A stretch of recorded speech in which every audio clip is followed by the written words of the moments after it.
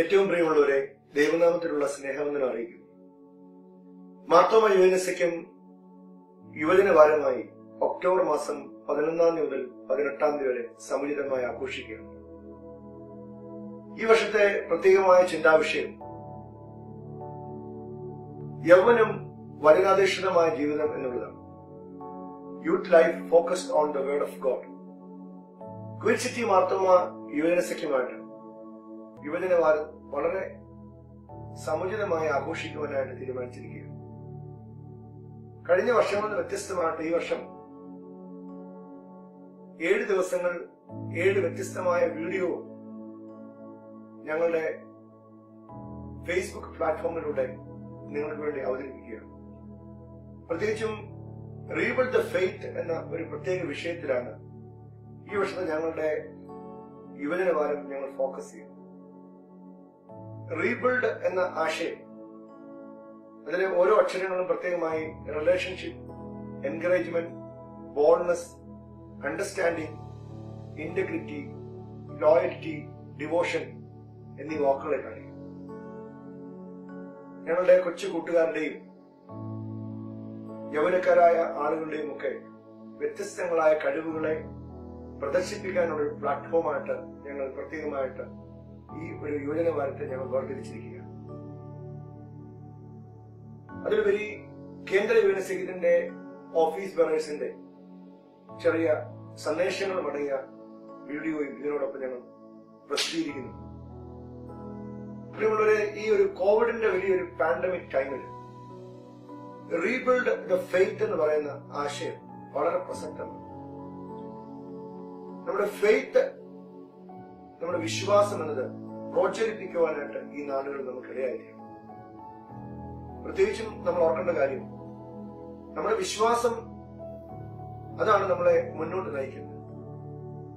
യുവനസഖ്യത്തിന്റെ ഏറ്റവും വലിയ ഒരു ചിന്താവിഷയം എന്ന് പറയുന്നത് തന്നെ മാർത്തോമ സഭയിലെ എല്ലാ യുവജനങ്ങളെയും യേശുക്രിസ്തുവിനെ കർത്താവായി രക്ഷിതാവുമായി സ്വീകരിക്കുക എന്നുള്ളതും യേശുക്രിസ്തുവിന്റെ ആഴത്തിന്റെ പൂർണ്ണതയിലേക്ക് ഓരോ യുവജനങ്ങളെയും വളർത്തുക എന്നുള്ളതും, അതിന് ആരാധനയും പഠനവും സാക്ഷ്യവും സേവനവും ഒക്കെ 4 മുഖാന്തരങ്ങളാണെന്നുള്ളത്. നമ്മളൊക്കെ നമ്മുടെ ജീവിതത്തില് ഈ കോവിഡിന്റെ മഹാമാരിയിൽ നമ്മൾ പകച്ചു നിൽക്കുമ്പോൾ നമുക്ക് വിശ്വാസമാണ് നമ്മളെ മുന്നോട്ട് നയിക്കുന്നത്. അത് കർത്താവിലുള്ള വിശ്വാസമാണ്. അതാണ് നമ്മളെ ഒരു പ്രത്യാശയിലേക്കും അതിലുപരി നമ്മളെ സമർപ്പണത്തിലേക്കും നയിക്കുന്നത്.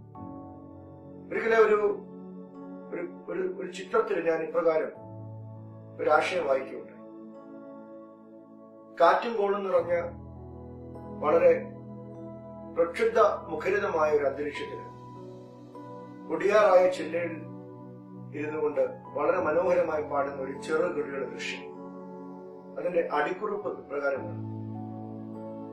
ഈ പക്ഷി മനോഹരമായി പാട്ട് പാടാനുള്ള കാരണം ഈ അന്തരീക്ഷ മുഖരിതമായ പ്രക്ഷുബ്ധമായ ഈ ഒരു അന്തരീക്ഷത്തിന് അതിന്റെ വിശ്വാസം അതിന്റെ ചിറകുകളാണ്, അല്ലാതെ ഒടിയുന്ന കമ്പിലല്ല. നമ്മൾ ഓർക്കുക, നമ്മുടെ ജീവിതത്തിൽ ഈ പ്രക്ഷുബ്ധതയിലൂടെ നമ്മൾ കടന്നു പോകുമ്പോൾ നമ്മുടെ ഫെയ്ത്തിനെ റീബിൽഡ് ചെയ്യുന്നത് യേശുക്രിസ്തുവിലുള്ള ആ ആഴത്തിലേക്കുള്ള വളർച്ചയിലും യേശുക്രിസ്തുവിലുള്ള അടിസ്ഥാനത്തിനുമായിരിക്കണം നമ്മളെ മുന്നോട്ട് നയിക്കുന്നത്.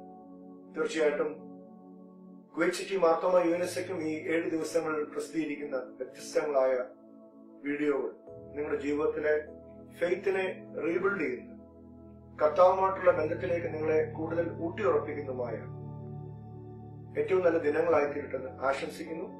പ്രത്യേകിച്ച് ഞങ്ങളുടെ എല്ലാ കൂട്ടുകാരെയും, ക്വീൻ സിറ്റി മാർത്തോമ യുവനസഖ്യത്തിന്റെ ഓഫീസ് ബെറേഴ്സ്, കമ്മിറ്റി അംഗങ്ങൾ, ഞങ്ങളെ സ്നേഹിക്കുന്ന നല്ല ഇടവജനങ്ങൾ, എല്ലാവരോടുള്ള സന്തോഷവും സ്നേഹവും ഞാൻ അറിയിച്ചുകൊണ്ട് യുവജനവാരം ഔദ്യോഗികമായിട്ട് ക്വീൻ സിറ്റിയുടെ ഉദ്ഘാടനം ചെയ്തു. ദൈവം നിങ്ങളെ അനുഗ്രഹിക്കട്ടെ.